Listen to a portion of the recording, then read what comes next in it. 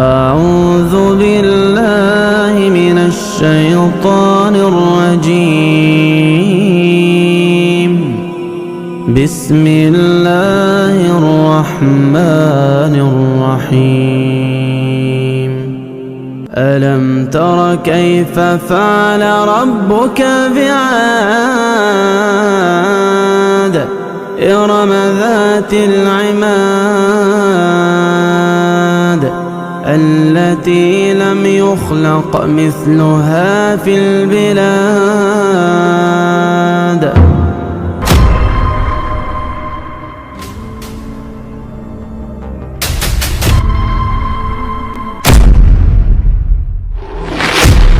बिस्मिल्लाहिर्रहमानिर्रहीम।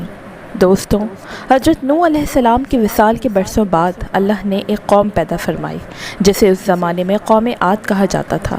ये लोग सेहतमंद, ताकतवर, बड़े ख़ुदकाट और लंबी उम्रों वाले थे, लेकिन ईमान और अमल के एतबार से पस्ती का शिकार थे। बुतों की पूजा, लोगों का मजाक उड़ाना, दूसरों को तंग करना और लंबी ज़िंदगी की उम्मीद पर मजबूत महल बनाना उनके आम मामूलात थे। कुफ्र, शिर्क, जहालत और ज़लालत और गफलत की वादी में भटकने वाली इस कौम की हिदायत और रहनुमाई के लिए अल्लाह ने उनकी कौम से हज़रत हूद अलैहिस्सलाम को उनकी तरफ रसूल बनाकर भेजा। हज़रत हूद अलैहिस्सलाम ने उन्हें वहदानियत इलाही पर ईमान लाने, बुतों की पूजा छोड़ने, सिर्फ़ अल्लाह की इबादत करने और तमाम बुरे अफ़ाल को तर्क करने की दावत दी। लेकिन बहुत थोड़े अफराद ने आपकी तस्दीक की और अक्सर ने तकज़ीब और मुखालफत और बेबुनियाद इल्ज़ामात लगाने पर कमर बांध ली। दोस्तों, हज़रत हूद अलैहिस्सलाम कबीला आद से ताल्लुक़ रखते थे। ये एक अरबी कबीला था जिनकी रहाइश ओमान और हज़र मौत के दरमियान रेत के टीलों वाले इलाक़े अहक़ाफ़ में थी। ये इलाक़ा समंदर के किनारे पर वाक़ था और इनकी वादी का नाम मुग़ीस था। ये लोग ज़्यादातर लंबे लंबे सतूनों वाले क़ीमों में रहा करते थे। जैसे कि अल्लाह ने कुरान पाक में इरशाद फरमाया कि क्या तुमने जाना नहीं कि तुम्हारे परवरदिगार ने आपके साथ क्या किया? इतने दराज कद के तमाम मुल्क में ऐसे लोग पैदा नहीं हुए थे। दोस्तों, हज़रत हूद अलैहिस्सलाम की बोसत के हवाले से अगर बात की जाए तो तूफ़ान नूह के बाद सबसे पहले कौम आद ने बुत परस्ती इख्तियार की। उनके 3 बुत थे जिनके नाम समद, समूद और बर्द थे। चुनाचा अल्लाह ने उनके भाई हूद अलैहिस्सलाम को नबी बनाकर मबूस फरमाया। उन्होंने अपनी कौम को अल्लाह की तरफ बुलाया। अल्लाह ने सूरह अराफ में हज़रत नूह अलैहिस्सलाम का वाक़या बयान करने के बाद फरमाया, और इसी तरह कौम आद की तरह उनके भाई हूद को भेजा। उन्होंने कहा कि भाइयों, अल्लाह ही की इबादत करो, उसके सिवा तुम्हारा कोई माबूद नहीं। क्या तुम डरते नहीं? उनकी कौम के सरदार जो काफिर थे कहने लगे कि तुम हमें अहमक नज़र आते हो और हम तुम्हें झूठा ख्याल करते हैं। उन्होंने कहा कि भाइयों, मुझ में हमाकत की कोई बात नहीं, बल्कि मैं रब्बुल आलमीन का पैगंबर हूँ। मैं तुम्हें अल्लाह के पैगाम पहुँचाता हूँ और तुम्हारा अमानतदार खैर ख्वाह हूँ।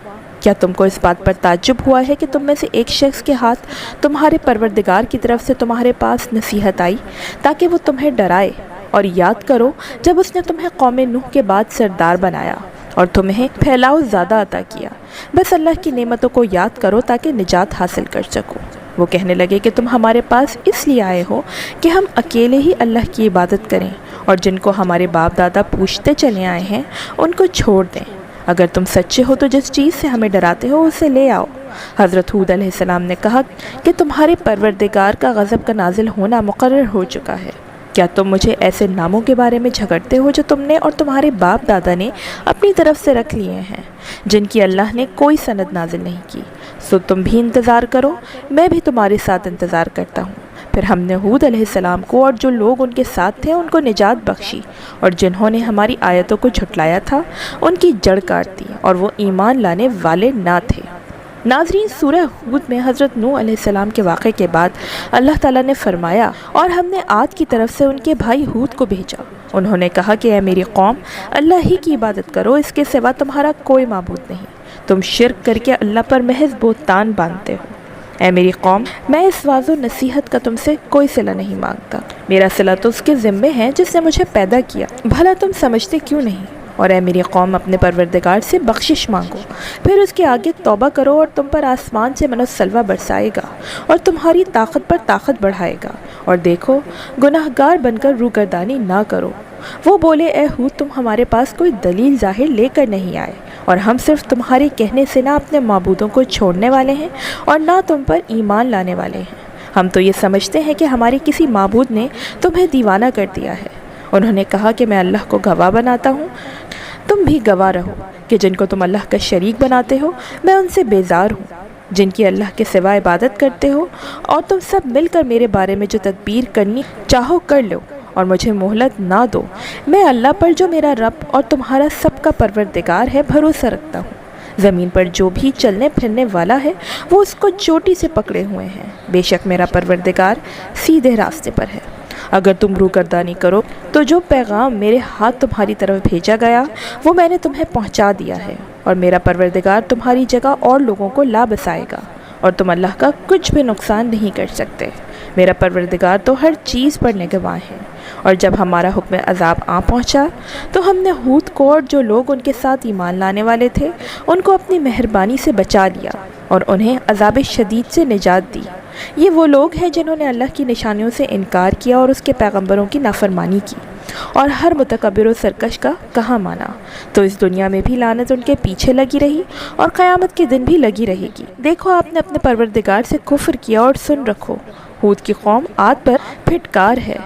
دوستو، روایات بتاتی ہیں کہ حضرت ہود علیہ السلام امانت داری، مخلصی اور توکل جیسے بڑے اور اعلیٰ اوصاف کے مالک تھے۔ دوستوں، یہ تھا مختصر تعارف اور تذکرہ حضرت ہود علیہ السلام کا۔ آئیے اب قوم عاد کا پس منظر آپ کو بتاتے ہیں۔ روایات بتاتی ہیں کہ طوفان نوح ختم ہونے کے بعد حضرت نوح علیہ السلام کشتی میں سوار دیگر مسلمان جو بھی پہاڑ پر اترے اور قریبی علاقے میں ایک بستی قائم کر کے اس میں رہنا شروع کر دیا۔ یہاں صرف حضرت نوح علیہ السلام کی اولاد کا سلسلہ آگے بڑھا، جبکہ بقیہ مسلمانوں سے کوئی نسل آگے نہیں چلی۔ اللہ نے اولاد نوح علیہ السلام میں برکت دی اور گزرتے وقت کے ساتھ ساتھ آپ کی نسل مبارک میں اضافہ ہوتا گیا۔ جب ان کی تعداد بڑھی تو یہ مختلف قوموں اور قبیلوں میں تقسیم ہو کر دور دراز علاقوں میں پھیل گئے۔ انہی میں سے ایک قبیلہ جنوب کی جانب متوجہ ہوا اور جزیرہ عرب کے جنوبی طرف یمن کے ریتیلے ٹیلے والے علاقے احقاف میں قیام پذیر ہو گیا۔ یہ قبیلہ اپنے بادشاہ عاد کی نسبت سے قوم عاد کے نام سے مشہور ہوا۔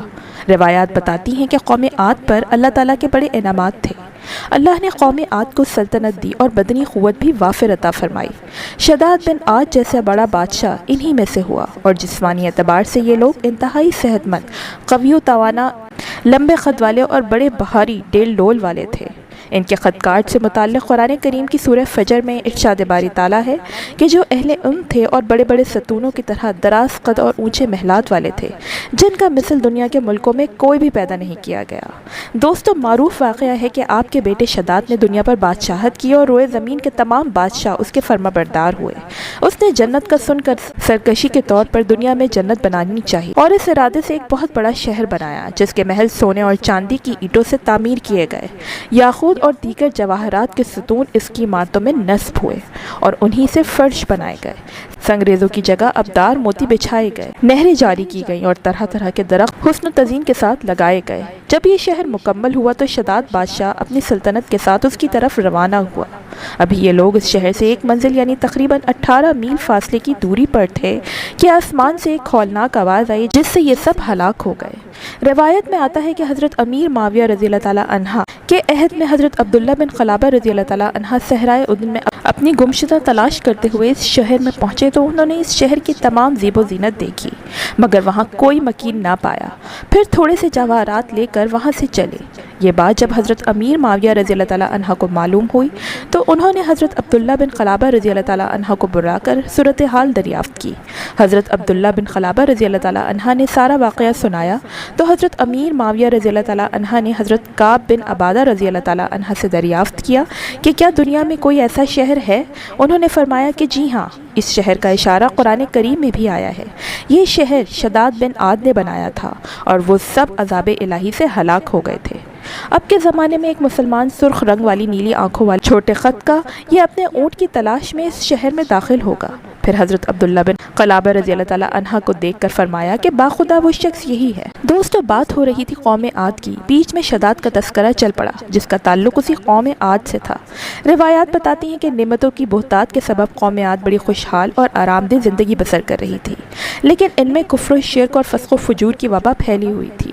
یہ لوگ توحید الہی، عبادت خداوندی اور اطاعت رسول چھوڑ کر مختلف ناموں سے موسوم اپنے ہی تراشیدہ بتوں کی پوجا میں مشغول تھے۔ اس کے علاوہ یہ سرے راہ چھوٹی چھوٹی عمارتیں بناتے، ان پر بیٹھ کر لوگوں سے چھیڑ خانی اور مذاق و مسخری کرتے اور زندگی کی موج مستیوں سے لطف اندوز ہونے کے لیے مضبوط محل تعمیر کرتے تھے۔ ان کے طرز عمل سے یہ لگتا تھا کہ جیسے انہیں کبھی مرنا ہی نہیں۔ پہلے قوم عاد نے توحید و رسالت اور ایمان و ہدایت سے دوری اختیار کی اور ایک عرصے تک بت پرستی، کفر و شرک، گمراہی اور سرکشی، فسق و فجور اور غفلت و جہالت میں مبتلا رہے۔ ان کی ہدایت و رہنمائی کے لیے اللہ نے انہی کی قوم سے حضرت ہود علیہ السلام کو اپنا رسول بنا کر بھیجا۔ حضرت ہود علیہ السلام کی بعثت کے حوالے سے قرآن کریم کی سورہ اعراف میں ارشاد ہے، اور ہم نے قوم عاد کی طرف ان کے بھائی ہود علیہ السلام کو بھیجا۔ انہوں نے کہا کہ اے میری قوم، تم اللہ کی عبادت کیا کرو، اس کے سوا کوئی تمہارا معبود نہیں، کیا تم پرہیزگار نہیں بنتے؟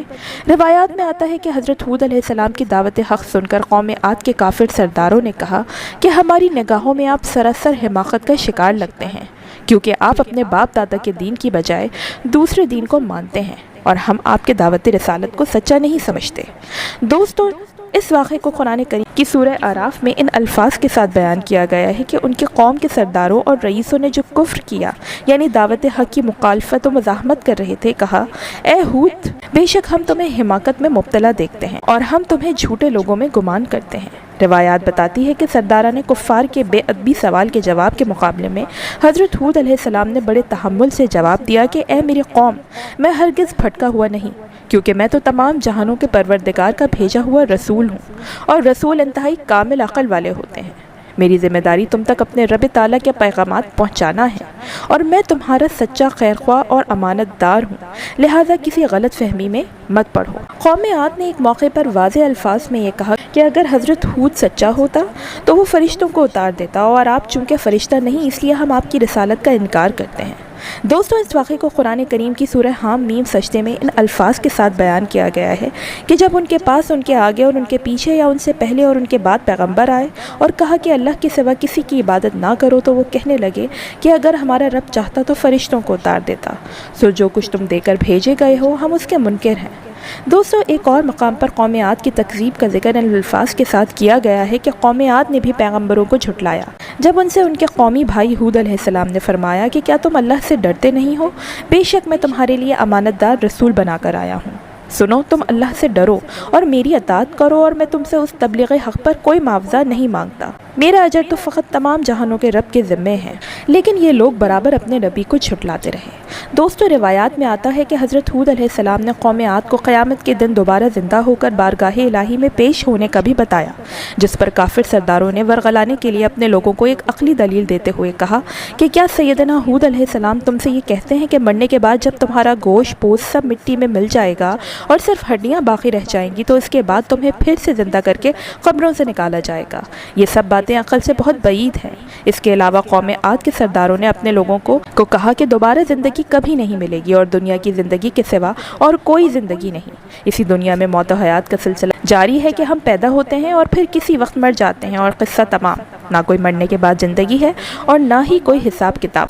حضرت ہود علیہ السلام کی نصیحت کے جواب میں قوم عاد نے ایک اور جگہ کہا کہ اے ہود، کیا آپ ہمارے پاس اس لیے آئے ہو کہ ہم سے ہمارے بتوں کی پوجا چھڑوا کر ہمیں اپنے دین کی طرف پھیر لو؟ ایسا تو ہرگز نہیں ہو سکتا۔ ہاں، آپ نے جس عذاب کی ہمیں وعید سنائی ہے، اگر آپ سچے ہیں تو ہم پر وہ عذاب لے آئیں۔ دوستوں، اس واقعے کو قرآن کریم کی سورہ احقاف میں یوں بیان کیا گیا ہے کہ وہ کہنے لگے کہ اس لیے آئے ہیں کہ ہمیں ہمارے معبودوں سے برگزشتہ کر دیں، بس وہ عذاب لے آئیں جس سے ہمیں ڈرا رہے ہیں، اگر آپ سچوں میں سے ہیں۔ اس کے جواب میں سیدنا ہود علیہ السلام نے قوم عاد سے فرمایا کہ عذاب اترنے کا علم تو صرف اللہ ہی کو ہے، اور وہی اس کے مقررہ وقت پر نازل فرمائے گا۔ میری ذمہ داری یہ ہے کہ احکام الہی تم تک پہنچا دوں، اس کے باوجود تم عذاب کا مطالبہ کر رہے ہو تو میرے حساب سے تم لوگ جلدی کر رہے ہو، مجھ سے اپنی مصیبت و عذاب کا مطالبہ کر رہے ہو۔ دوستو، یہ تھا تذکرہ قوم عاد کی ہٹ دھرمی اور ان کے تکبر و غرور کا۔ اب تذکرہ کرتے ہیں حضرت ہود علیہ السلام کی قوم عاد کے خلاف دعا اور اس کی قبولیت کا۔ روایات بتاتی ہیں کہ حضرت ہود علیہ السلام کی تمام تر کوششوں کے باوجود قوم عاد کے چند افراد ہی آپ پر ایمان لائے، اور باقی کفر و شرک اور ماضی کے دلدل میں پھنسے رہے۔ جب ان کے ایمان لانے کی کوئی امید باقی نہ رہی اور قبول حق کے بجائے انتہائی سرکشی پر اتر آئے، تو آپ علیہ السلام نے ان کے خلاف دعا کرتے ہوئے بارگاہ الہی میں عرض کی، اور اللہ تعالیٰ نے آپ کی دعا کو قبول کرتے ہوئے قوم عاد کو عبرتناک انجام کی خبر دے دی۔ اس واقعے کو قرآن کریم کی سورہ مومنون میں یوں بیان کیا گیا ہے کہ پیغمبر نے عرض کیا، اے میرے رب میری مدد فرما اس صورتحال میں کہ انہوں نے مجھے جھٹلا دیا ہے۔ روایات میں آتا ہے کہ جب قوم عاد عرصہ دراز تک دعوت حق ملنے کے باوجود ایمان نہ لائی اور کفر و شرک پر جمی رہی تو ہود علیہ السلام نے انہیں سمجھایا اور توبہ و استغفار کرنے اور ایمان لانے کی صورت میں قید سے نجات کی بشارت دی، لیکن قوم نہ مانی۔ ترمذی شریف کی روایت ہے کہ حضور صلی اللہ علیہ وآلہ وسلم نے فرمایا کہ جب قوم عاد میں قحط سالی نمودار ہوئی تو انہوں نے قید نامی ایک شخص کو بطور قاصد بیت اللہ شریف دعا کرنے کے لیے بھیجا۔ یہ مکہ مکرمہ کے قریب بکر بن معاویہ رضی اللہ تعالیٰ عنہ کے ہاں ٹھہرا، مگر انہوں نے اسے شراب پلائی اور اس کی 2 باندیوں نے ان کے سامنے گانا گایا۔ وہ پہاڑوں کی طرف نکلا اور وہاں جا کر دعا کی کہ اے میرے رب، میں کسی بیمار کی دعا یا کسی قیدی کے فدیے کے لیے نہیں آیا ہوں، بس تو اپنے بندے اور اس کی قوم کو بارش کا وہ پانی پلا دے جو تو اسے پلایا کرتا تھا، اور اس کے ساتھ بکر بن معاویہ رضی اللہ تعالیٰ عنہ کو بھی پلا دے۔ کیل نے اپنی دعا میں بکر بن معاویہ رضی اللہ تعالیٰ عنہ کو شراب پلانے کا شکریہ ادا کرنے کے لیے شامل کیا تھا۔ روایات بتاتی ہیں کہ کچھ ہی دیر میں اس کے سر پر چند بادل نمودار ہوئے اور اس سے کہا گیا کہ ان میں سے کوئی ایک بادل چن لو۔ اس نے ایک سخت سیاہ بادل چن لیا تو اس سے کہا گیا کہ تو نے جلی ہوئی راکھ لے لی جو قوم عاد میں سے کسی کو بھی نہ چھوڑے گی۔ اس کے بعد اللہ نے وہ سیاہ بادل قوم عاد کی وادیوں کی جانب چلا دیا۔ اسے دیکھ کر وہ لوگ بہت خوش ہوئے اور کہنے لگے کہ یہ برسنے والا بادل ہے۔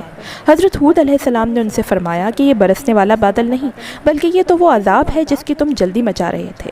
سن لو اس بادل میں دردناک عذاب پر مشتمل آندھی ہے۔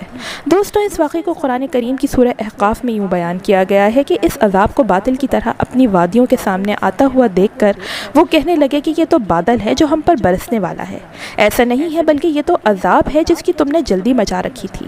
یہ آندھی ہے جس میں دردناک عذاب آ رہا ہے، لیکن دوستوں، قوم عاد نے سیدنا ہود علیہ السلام کی تنبیہ کو اہمیت نہ دی اور اپنی توجہ بادل کی طرف رکھی اور اس خوش فہمی میں رہے کہ یہ انہیں سیراب کرے گا۔ اس ہولناک طوفان کی لپیٹ میں جو چیز بھی آتی وہ تباہی و بربادی کا عبرت نشان بن جاتی۔ یہ آندھی 7 راتیں اور 8 دن لگاتار چلتی رہیں اور جب ختم ہوئی تو قوم عاد کے خالی مکان ہی نظر آ رہے تھے، جبکہ تمام کفار نیست و نابود ہو کر فنا کے گھاٹ اتر چکے تھے۔ دوستوں، اس ہولناک عذاب کا حال قرآن کریم میں یوں بیان کیا گیا ہے کہ سچے وعدے کے مطابق انہیں خوفناک آواز نے آ پکڑا اور ظالم قوم کے لیے ہماری رحمت سے دوری و محرومی ہے اور قوم عاد کی ہلاکت میں بھی نشانی ہے، جبکہ ہم نے ان پر بے خیر و برکت ہوا بھیجی، وہ جس چیز پر بھی گزرتی تھی اسے ریزہ ریزہ کیے بغیر نہیں چھوڑتی تھی۔ دوستوں، روایات بتاتی ہیں کہ اللہ نے حضرت ہود علیہ السلام اور اہل ایمان کو اپنی رحمت سے اس ہولناک عذاب سے محفوظ رکھا، اور جیسے ہی اللہ تعالیٰ نے مسلمانوں کو دنیا کے عذاب سے بچایا، ایسے ہی اپنی رحمت کے صدقے آخرت کے سخت عذاب سے بھی محفوظ رکھے گا۔ دوستوں، یاد رہے کہ قوم عاد کا ہولناک انجام اپنے اندر نصیحت و عبرت کے بے شمار درس لیے ہوئے ہیں۔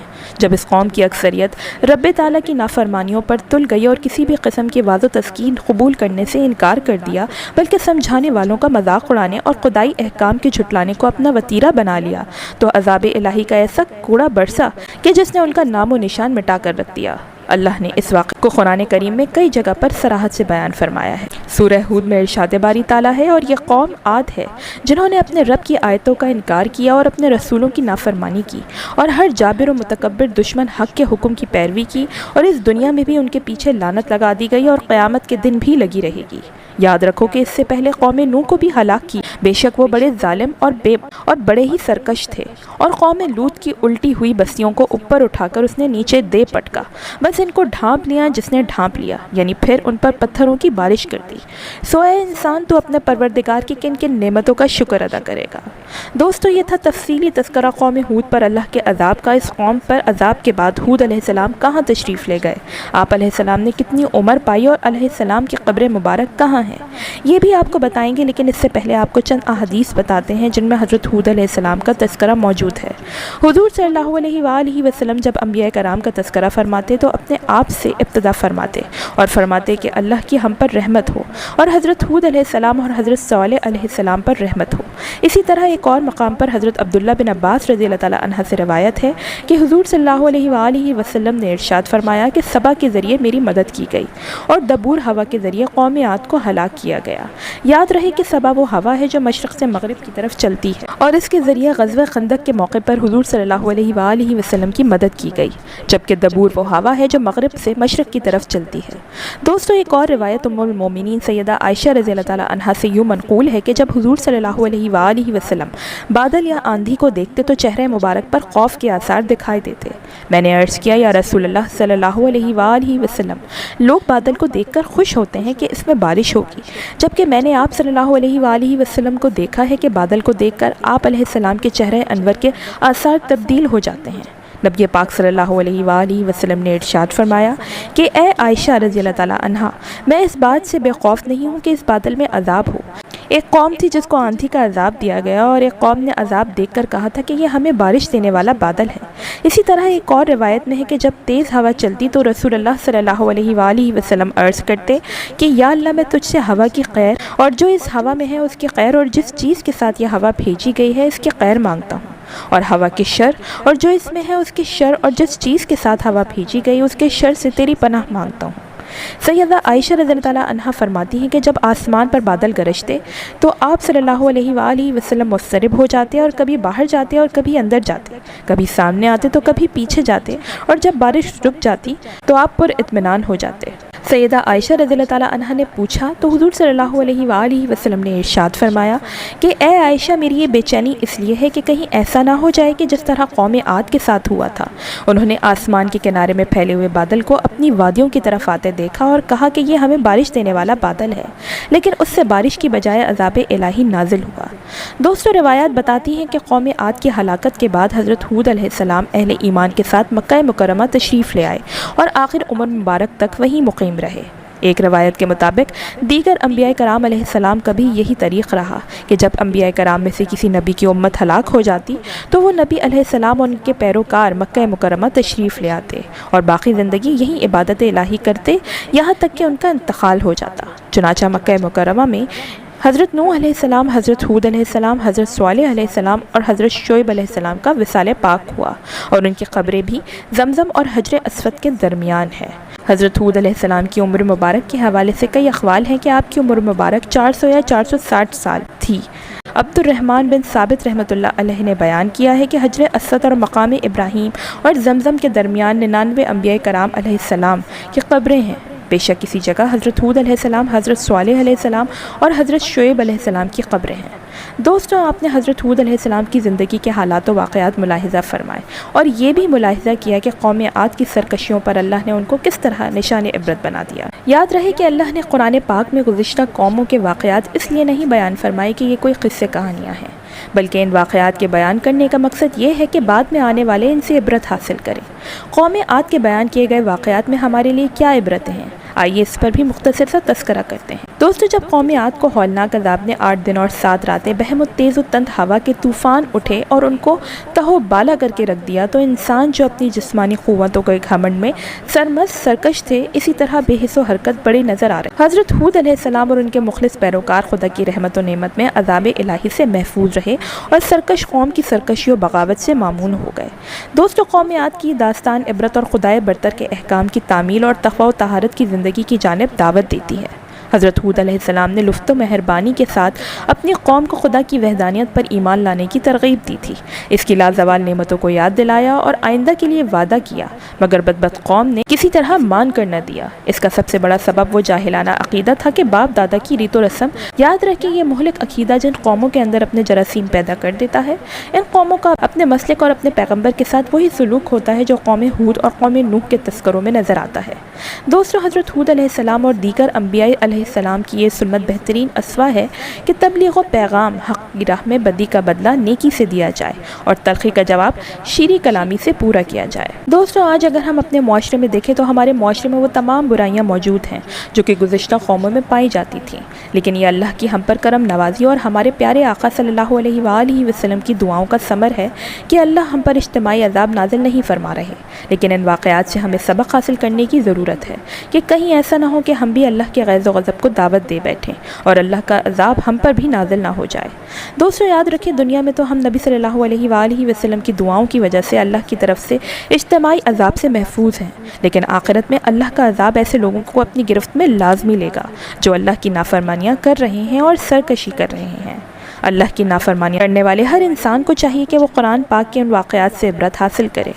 دوستو حدیث میں آتا ہے کہ حضرت ابوبکر صدیق رضی اللہ تعالیٰ عنہ نے عرض کیا کہ میں دیکھتا ہوں کہ رسول صلی اللہ علیہ وآلہ وسلم بوڑھے ہوتے جا رہے ہیں، اس کی کیا وجہ ہے؟ جواب میں رسول اللہ صلی اللہ علیہ وآلہ وسلم نے فرمایا، مجھ کو سورہ ہود اور اس کی ہم مضمون صورتوں نے بوڑھا کر دیا ہے۔